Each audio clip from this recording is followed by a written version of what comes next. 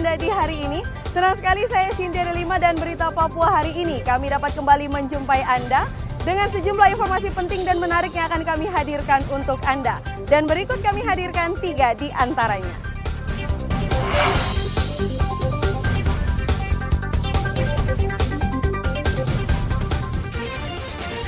Tidak terima anaknya meninggal dunia setelah ditangkap polisi, puluhan keluarga mengarak jenazah ke Mapolda Papua.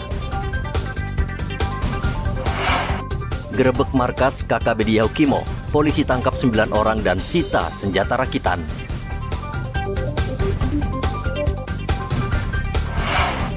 Dua pekan usai lebaran, harga telur di Merauke turun.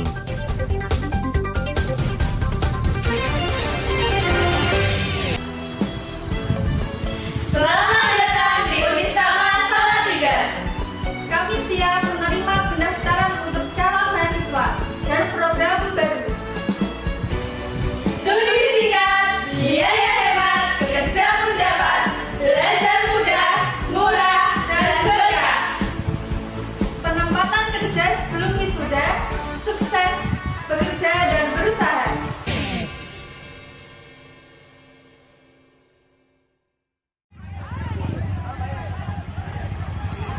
Seorang pria berinisial MD di distrik Jayapura Selatan, Kota Jayapura meninggal dunia saat dirawat di Rumah Sakit Bayangkara Sabtu lalu.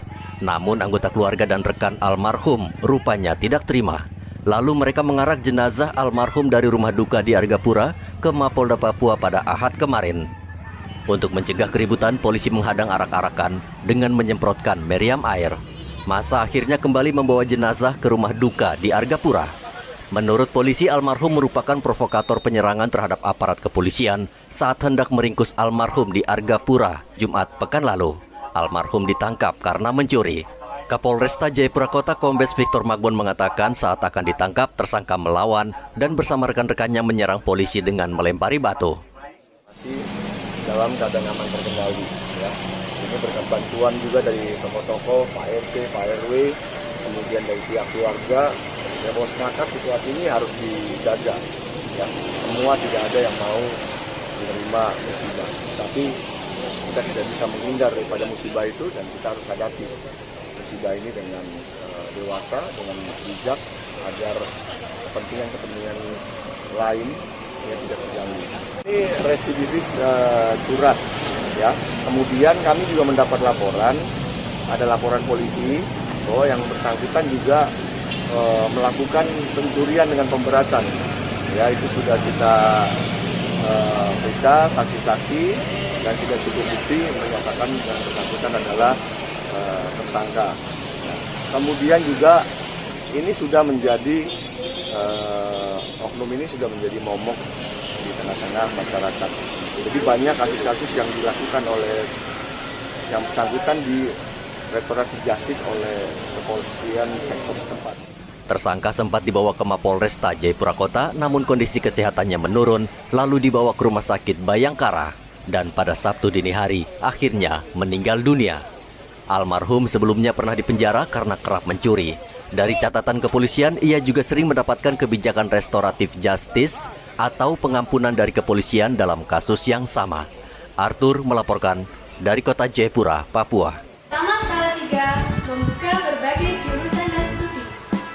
D1 Keperawatan, D1 Kebidanan, D1 Akupuntur, D1 Administrasi, D1 Informatika, D1 Tata Busana.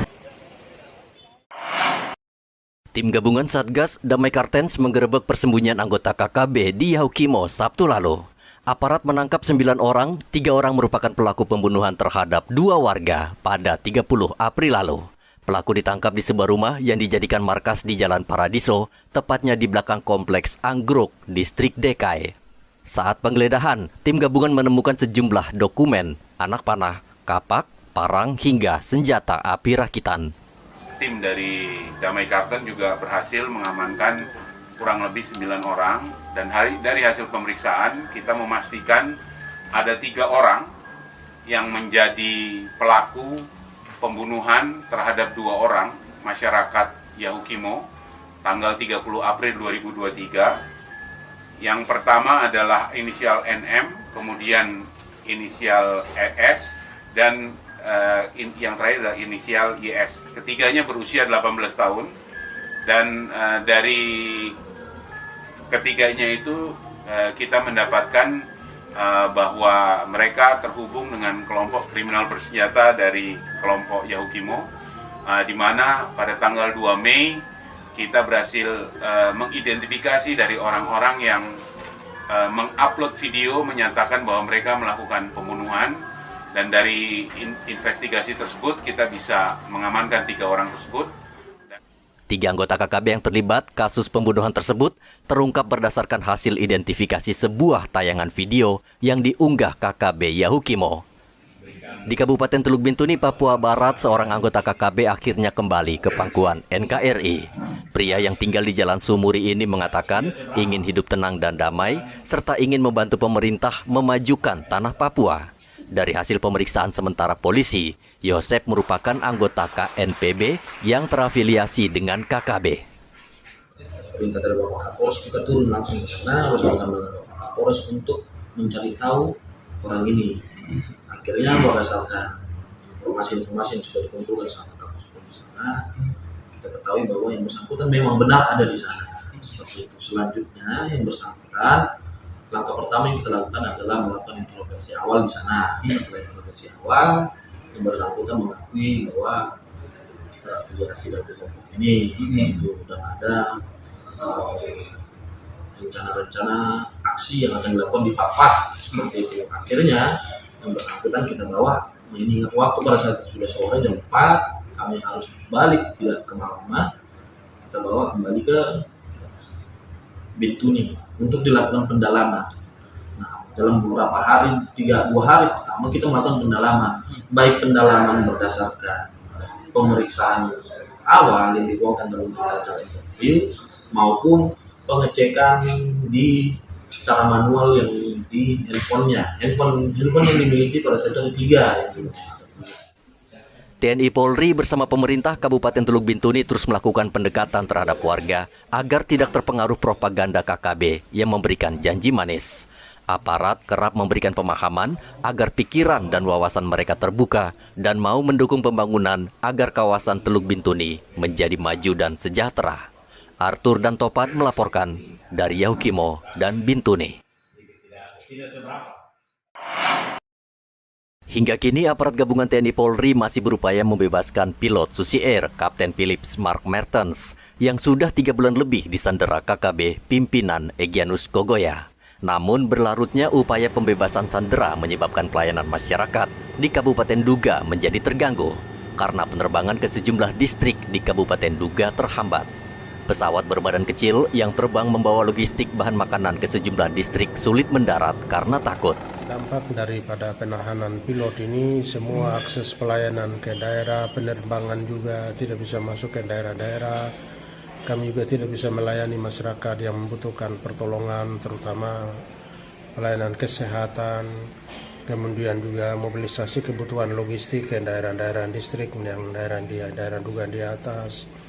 Kemudian juga dampak dari itu juga masyarakat juga bisa mengalami kelaparan, kesakitan, kemudian juga nanti ada terjadi operasi. Kalau operasi pasukan TNI Polri masuk, kemudian mereka OPM juga baku kontak di sana, ya pasti masyarakat juga korban itu, sehingga kami sementara ini berusaha lobby koordinasi komunikasi sudah berapa bulan ini sudah jalan, tetapi belum ada hasil yang signifikan. Bupati Duga khawatir bila operasi pembebasan ini terlalu lama akan mengakibatkan banyak warga di daerah pedalaman kelaparan. Sejauh ini pemerintah daerah Duga sudah berupaya berunding dengan kelompok kriminal bersenjata agar pilot tersebut segera dibebaskan, namun masih menemui jalan buntu. Dan Rem 172 Prajawira Yakti Brigjen Jo Sembiring mengatakan pihaknya masih memfokuskan pencarian pilot Susi Air dengan mengedepankan pendekatan negosiasi. Kita lakukan, kita mohon doanya supaya ini bisa dengan cepat. Masih di wilayah Kabupaten Duga kompleks. Ada penambahan pasukan kah? Tidak ada. Tidak ada. Kebutuhan pasukan yang ada di sini. Hanya ada pergantian pasukan kemarin, sudah kita lakukan. Sejak 7 Februari lalu, KKB menyandera pilot Susi Air sesaat setelah pilot mendaratkan pesawat di lapangan terbang Distrik Paro. Selain menyandera pilot, KKB juga membakar pesawat jenis Pilatus milik maskapai Susi Air. Dari Jayapura, Papua, Hendra melaporkan.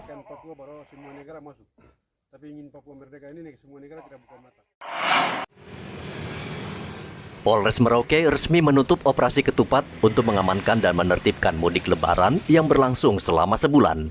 Secara umum, pelaksanaan operasi ketupat di Merauke berjalan lancar dan jumlah kasus kecelakaan lalu lintas juga bisa dikatakan minim, yakni hanya 12 kasus kecelakaan dengan 1 korban meninggal dunia.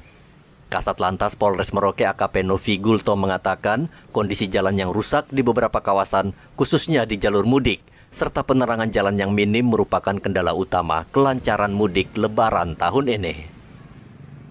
Arus mudik sendiri sampai dengan saat ini ya sudah berakhir kemarin, berjalan dengan lancar, tapi memang di beberapa titik memang terjadi kepadatan tapi tidak terlalu padat dikarenakan adanya hambatan-hambatan, mungkin salah satunya dikarenakan faktor jalan rusak ya.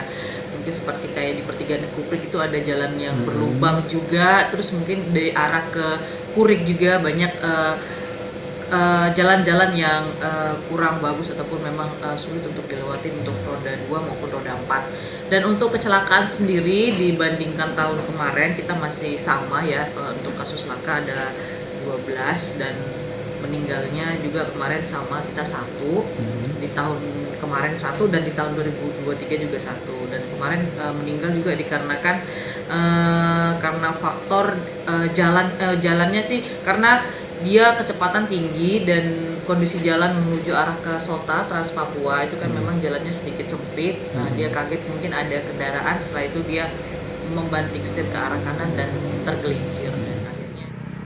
Dalam operasi ketupat tahun 2023, selain laka lantas, polisi juga mencatat pelanggaran yang berjumlah 445 kasus, diantaranya kelengkapan kendaraan hingga kesadaran pengendara terhadap keamanan selama perjalanan.